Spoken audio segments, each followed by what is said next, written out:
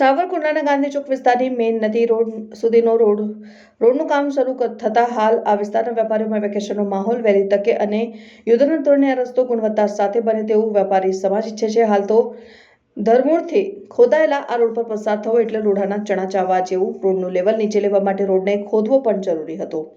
તમામ ક્વોલિટીનો રોડ બને તેવું વેપારી સમાજ ઈચ્છે છે. રોડનું લેવલ નીચે જતા ચોમાસા દરમિયાન ભારેથી અતિભારે વરસાદ દરમિયાન નીચાણવાળા દુકાનોમાં પાણી ઘૂસવાની શક્યતાઓ ઓછી થશે. સાવરકુંડલા શહેરમાં આવેલ ગાંધી ચોકથી મેઇન બજાર નદી સુધીનો જાહેર રોડ હાલ ફરી ખોદીને વેપારી સમાજની માંગ સાથે અમૂલ નવો બનાવવા માટે સાવરકુંડલા નગરપાલિકા દ્વારા પ્રારંભ થયો હતો. સંદર્ભે સાવરકુંડલા નગરપાલિકા ચીફ ઓફિસરે જણાવ્યું કે રોડનું કામ સંપૂર્ણ ગુણવત્તાયુક્ત બને તે માટે સતત કાળજી લેવાશે અને આ સંદર્ભે સાવરકુંડલા મેઇન બજારના વેપારીઓને આ રોડ બનીને ફરી સંપૂર્ણ કાર્યરત થાય તે માટે લગભગ 1 મહિના સુધી રાહ જોવી પડશે. એટલે કે આ વિસ્તારના વેપારીઓએ આમ ગણીએ તો 1 માસનું વેકેશન જ સમજવું રહ્યું, કારણ કે હાલ આ રોડનું ધરમૂળથી બનાવવા માટે તેનું લેવલ નીચે ઉતારવા માટે સંપૂર્ણપણે ખોદી કાઢવામાં આવેલ છે અને હાલ તો આ રોડ પર ચાલવું એટલે જાણે પર્વતારોહણ પર ટ્રેકિંગ કરતા હોય તેવું વાતાવરણ જોવા મળે છે.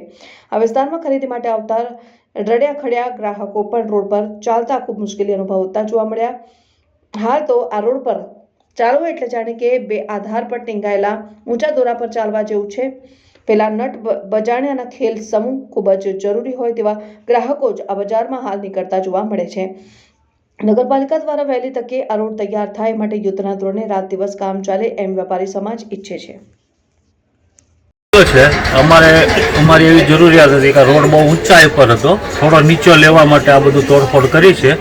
હવે પછીનો જે રોડ રસ્તો બને એવી અમે અપેક્ષા રાખીએ કે ગવર્મેન્ટના રૂલ્સ અને રેગ્યુલેશન પ્રમાણે બને, જે રાહદારીઓ અને માણસો સારી રીતે વાપરી શકે અને વ્યવસ્થિત લાંબો સમય ચાલે રસ્તો, કે એને રિપેર ના કરવો પડે એવી અમારી અપેક્ષા છે. અને અમે લોકો 5 જણામાં થોડું ધ્યાન દઈશું કે ભાઈ કેવો બને છે, શું બને છે, એનો પછી આપણે રિવ્યૂ આપશું.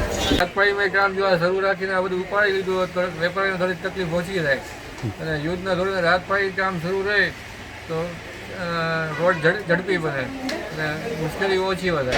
બાકી વેપારીનો સાથ સરકાર છે રોડ બને એમાં. ઉપરોક્ત રોડ જે છે એ અગાઉ 4-5 વર્ષ પહેલાં રોડ રિસર્ફેસિંગની ગ્રાન્ટમાંથી કરવામાં આવે, જેની મર્યાદા 1 વર્ષનો આપણે ગેરંટી પીરિયડ હોય છે. અત્યારે ફરીથી રોડ રિસર્ફેસિંગ ગ્રાન્ટ 23-24માં આવતા આ રોડો ખરાબ થયેલ હોય, ઉપર ફક્ત વેરિંગ કોટ કરવાનું આપણે લેવામાં આવેલ. પણ વેપારીઓની રજૂઆત હતી કે જો ખાલી વેરિંગ કોટ કરો એટલે રોડ ઊંચો આવી જાય, જેથી પાણી નિકાલના એવા અસંખ્ય પ્રશ્નો થતા હતા. જેથી આપણે નવેસરથી કાયમી સોલ્યુશન થાય એ માટે નવેસરથી રોડ ખોદી વેપારીઓ કહે એ પ્રમાણે ડેપ્થ ઊંડાઈ રાખી અને અત્યારે નવા રોડનું કામ શરૂ કરેલ છે આપણે. હવે આ સંદર્ભે પાણીના ને બધા પ્રશ્નો હતા, ગટરનો પ્રશ્ન હતો, એ સંદર્ભે કાંઈ યોગ્ય કાર્યવાહી થઈ આ સંદર્ભે? હાજી, એમાં જે અત્યારે પાણીના નિકાલનો જે વેપારી રોડ ઊંચો થવાનો હતો એ કાયમી સોલ્યુશન થાય છે. પ્લસ અત્યારે રોડ ઊંડો કરતાં ગટર કે પાઇપલાઇનના જે અત્યારે ચાલુ કામે ઇસ્યુ આવશે એ પણ એજન્સી દ્વારા પૂર્ણ કરવામાં આવશે.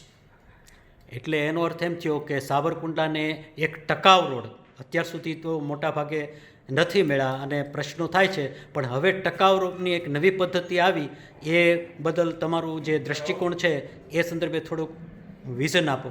આપણે જે કોઈ પ્રોજેક્ટ લઈએ છીએ કાયમી સોલ્યુશન માટેનો પ્રયત્ન હોય છે અમારા, કે હું ધારો કે વેરિંગ કોટ ઉપર લઈએ તો એ કાયમી સોલ્યુશન નથી, એ પાસે ઇસ્યુ ઊભા થાય.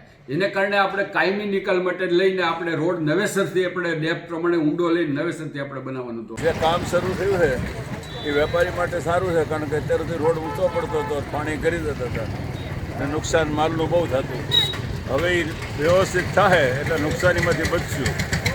અને જે રોડ બને છે એના કામમાં વેપારીને ભેગા રાખે માલ બાબતે તો કામ સારું થાય એની નોંધ લેવાય અને આની જાણ દરેકને થાય.